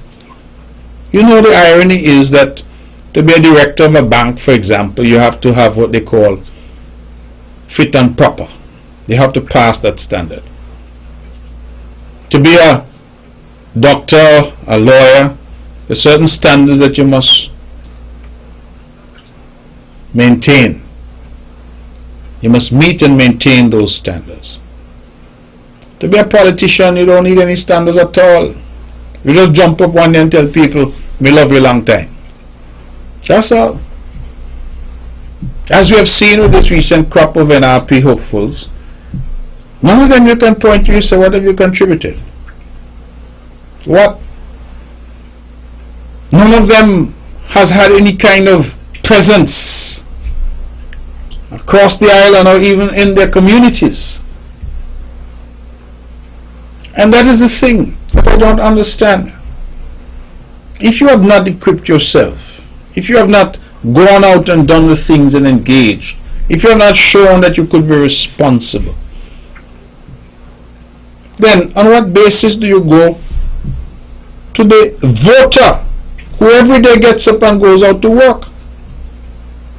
I see some fellows who are involved with the NRP, and I have not seen them go to work since NRP got out of office, and NRP been out of office since 2013, so it's 8 years. I have not seen some of them go to work. Place of employment unknown.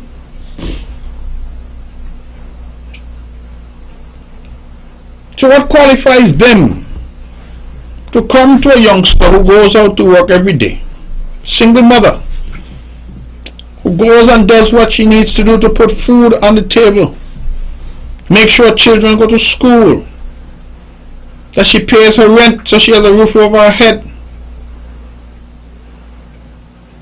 What qualifies you who don't want to pay your rent, don't want to pay your water bill, don't want to pay Nevlik, and just every time the bills reach, scratching, say you need calamine lotion? So what qualifies you to tell that single mother that she ought to give you her vote, her support, and entrust in you her confidence that you have the capacity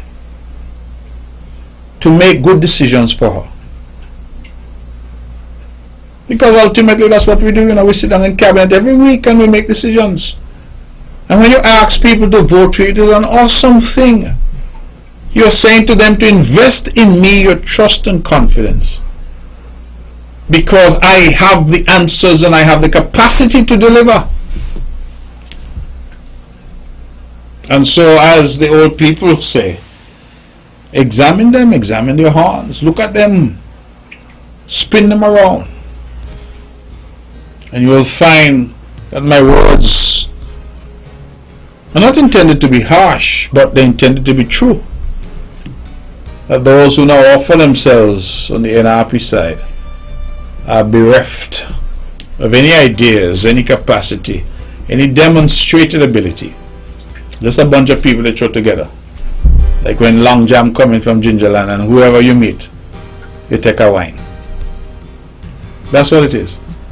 I must say that while I'm here speaking, somebody sent me something and they said, the NRP in its engagement with political parties in St. Kitts is like that old saying, cock-a-doodle-doo, any party will do. Ladies and gentlemen, the banner struck up. It is time for us to go. Thank you very much for your attention. Thank you for being a part of this show this evening. And this show is broadcasting at 1 p.m. right here on Vaughan Radio, the Eastern Caribbean's only powerhouse. Thank you. God bless you and good night.